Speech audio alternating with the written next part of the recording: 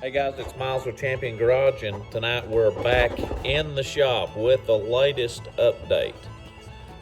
So there's a lot in this one that, you know, I run into that I've not got to yet, and I hope this will prove valuable to you. I didn't know some of these things with the 5-liter that now I know, and you can tell the weather's getting warmer. The frogs are starting to kick in, but let me show you some things what I've got going on. Okay, so first and foremost, you can see everything looks a little bit different now.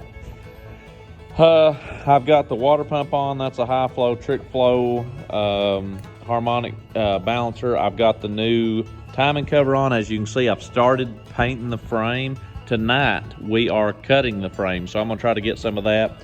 Found out the Pitman arm seal's leaking. I think that top seal's leaking on that gearbox for the steering. I put, this is the interesting thing. So I cleaned this up, and these E7 heads, I went ahead and put new valve springs on the driver's side. Them are from Anderson Motorsports ARP 3/8 rocker studs on the E7 heads. I've got them welded up now, but the problem is, guys, the guide plates. Miles did not think.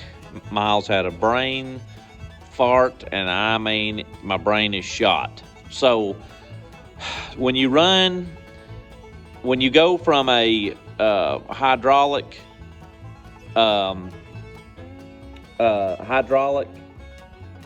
roller, or tappet cam to a roller cam, these heads, because of the guide plates, have to be milled down a 1/4 inch. I'm not doing that. I am not spending any more money on these heads. So now what I have done is ordered a set of aluminum heads. So these valve springs will be going on the aluminum heads. They're brand new. These are a better valve spring that comes on the Edelbrock Street series, I think it is. Heads, I've got a set of ARP fasteners for the heads. And then again, I will be getting these. I'm just going to go ahead and move these over. I haven't done the other head yet, so it's just a matter of pulling these off here. You know, at the end of the day, it's going to be a better build. It's going to provide more airflow with the cam, and it's going to be, in my opinion, just it's as bad as I didn't want to do it. It's necessary, so it's better just go ahead and do that now, because the only gasket that I hadn't replaced yet was the head gasket in the rear main seal. I'm going to go ahead and pull the transmission back and at least replace the rear main seal. It needs to be done. While I've also have replaced the oil pump. As you can see there, it's got the new high flow oil pump put in it. And like I say, the trick flow, which I got a little brake clean on that. Be careful. I was trying to clean this area here. Got a little brake clean, and it took the finish off like instantly.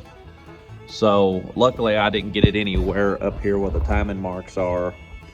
And but anyway, is what it is. So that's finished up. You kind of want to see the difference in those springs. Look at that, kind of nasty again. And then quite a bit different there. Okay. All right, so we've got that. So since the last video, I have ordered the Holley Terminator Max kit with harness, with the MSD distributor, with a new fuel pressure, adjustable fuel pressure regulator, and the Anderson Super 40 spark plug wires. I have still yet to get any of my components back from powder coat, which is fine because that is going to give me some time this week to get those heads off. They should be in Thursday, so maybe Thursday night I'll put the heads on, and then, like I say, wait to get that stuff back from powder coat. So I've still got some stuff to do yet. Like I mentioned here, I've got to reseal that. I'm not going to be having oil leaking all over everything since I've got this all painted up and looking nice. You know, I just really don't want a bunch of oil leaks everywhere. And that's kind of why I'm going to replace this rear main seal. So tonight, I've already got the drive shaft out. I've got my fuel lines out of the way. I've got the brake lines pulled over, as you can see. We're taking 11 inches out of this frame in this section area here. So I'm going to be documenting that tonight. We'll be pulling that out and closer together. That's going to take a lot of distance out of the drive shaft, which is here. 11 inches in that drive shaft is like that much. So it's going to be interesting on that. We're not doing that tonight. Tonight we're just shortening and re-welding and plating the frame. So, you know, that's kind of just where we're looking at. Again, I'm just waiting on parts. Wait, hurry up and wait. That's all I've been doing. So, the only thing I've got left to take to get powder coated for now is this oil pan and that power steering pulley. Or sorry, bracket. Over here, I've got a lot of parts. I did wrap one of the manifolds, as you can see. I've got several things in, you know, the belts. I've got to order a alternator still. I've got to order a new tensioner still. The power steering pump should be here tomorrow, I think. But that should be here. This is a special order thing. I ordered a new one from Gates. That should be here for too long. So in the meantime, basically, I'm just going to be painting and getting everything buttoned up as I get parts. I probably need to go tomorrow and just go ahead and drop that off before the other ones are done. And then other than that, I've got to replace, you know, oil pressure sensor, just the regular sensors on the engine, just because it's easier to get to now.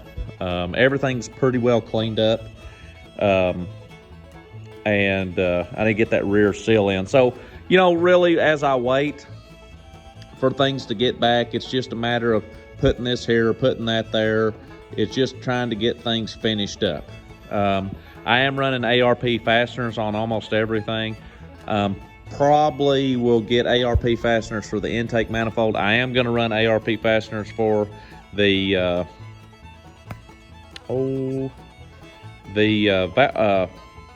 heads, the valve covers. There we go. I've got all the gaskets over there. I've got every gasket I need except the rear main seal. It's got a new front seal in it. I've got the gaskets for the pan. So I mean, it's looking, as you can tell, it don't look bad. And this is just as I've had time, I've just put a little paint on. This is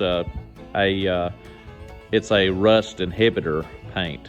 So it's not real glossy. I ain't looking for glossy. I'm just looking for a nice, you know, finished look. Now, once I get it running and the body on it, I'm going to replace these suspension components here and here. I'll probably run with some Bilstein shocks, probably a new set of springs there in the front. Then I'm going to redo all this here, all the brake system on front, and probably in the rear I'll convert it to disc when I do the rear. As far as the fuel tank goes, and this goes with the running part of it, I'm going to run the 33-gallon tank if I can. That's my plan. I've got a wall barrel 255 that's in the other Bronco. I'm going to order the new sending unit for this. I'm going to paint this, order the top straps for that, put the new seal in, put the new assembly in with that wall barrel 255. So I've got to get all this in here cleaned up and painted, and put a new vent in it. And I don't know, I may run even new fuel lines. I don't know just yet. I know I'm going to have to redo some brake line. And then also this is a vent that goes up toward the front. I'm gonna have to redo it as well. So, I mean, it's just little piece at a time since our last video. You know, that's just kind of what's been going on. As far as the transmission goes, I don't know the condition of the transmission just yet, but this is an AODE. Did finally figure that out. That harness, when I read from Holley, they say it will work with the AODE. When I talk to Anderson Motorsports, they say it don't work with the AODE, so I don't really know. So we're going to find out pretty soon. I am putting a deep pan, new filter on that soon. I'm going to clean that up first. As you can tell, it's really nasty. So I'll probably wheel it outside and try to clean that off. I did cut my lines there because remember, I don't know if you've seen in the last video or the video for that, I'm going to be running a trans cooler somewhere in this area with an auxiliary fan. So it's going to be under the truck. As far as the exhaust goes, remember, like I said, I'm running the full-length headers. It's going to go straight to an X pipe, and then it's going to exit somewhere in this area on both sides. Or I may bring them together and both come out this side. I haven't decided just as of yet how I want to do that. So look forward to that. Look forward to the future.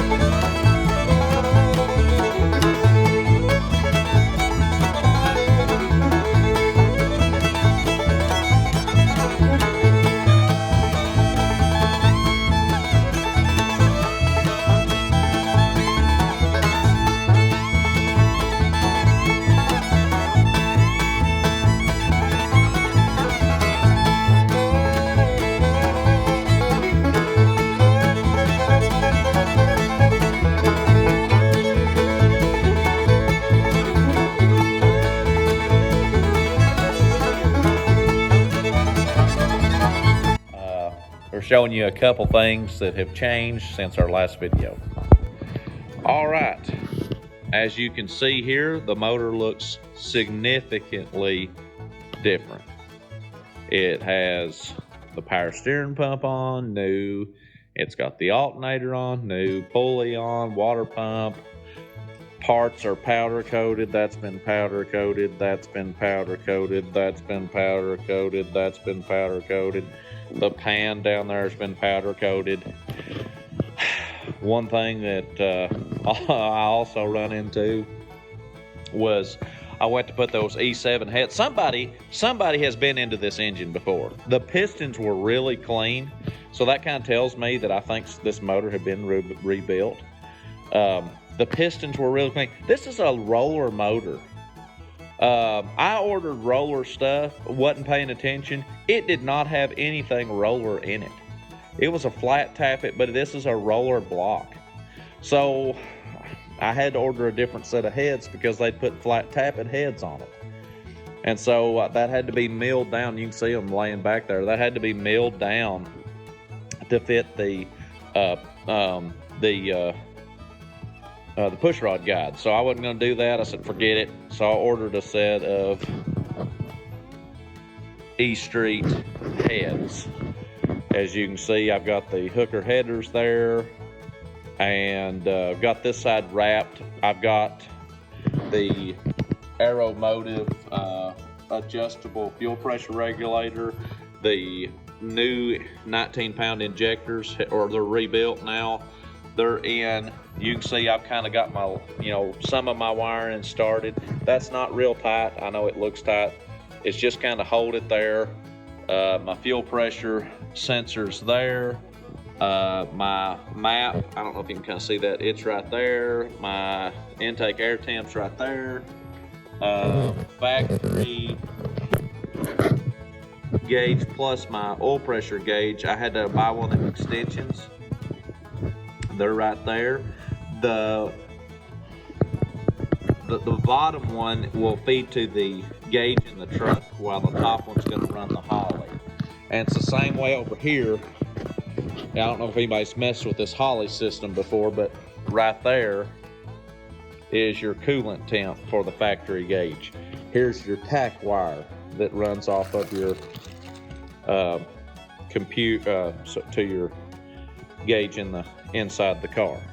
So MSD distributors, what I decided to run with, that would work pretty much with the plug and play system from Anderson Motorsports there, which I'm gonna, like I said, I'm gonna tie some of these wires up. I just got them loose now. I'm still gonna paint that plate there for my throttle linkage. Let's see. So I've done quite a bit there. It's all pretty much put in. I put 180 degree, I think, thermostat in it right there. That's in. Everything's torqued down. ARP, for the most part, is what I use for fasteners. On some of it, you can see everywhere, every now and then, there's a couple fasteners that might be a little old.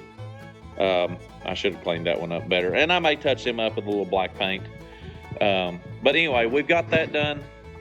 We've got the frame powder coated, as you can see right here. Or frame cut, I'm sorry. Frame's cut. And you can see that is a really good job. You can't, once I get the black paint on that, I just didn't have black paint. So I'll get that done, and that will be in. I'm planning on starting this next week. So I've got to wrap the other exhaust manifold, put the bung in, put the O2 sensor in it. I'm going to put a plug in the back of that intake manifold.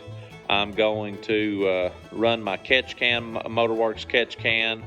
My pulleys and stuff should be in next week. So, I mean, it should run next week. I'm just going to run my radiator out of my Bronco 2. I'm just going to take it out, flush it out, run some distilled water, kind of try to flush out any remnants that's in this engine, and just bring it up to operating temp and see how that goes. I've still got to order for this engine. I still need to order a new dipstick. This dipstick's rusty and old. It just may just get a dipstick too, I don't know. But I'm kind of wanting kind of a fancy looking dipstick. And then waiting on the BBK 61mm throttle body, as well as the nice polished smog pump delete pulley and the EGR delete plate is what I'm waiting on.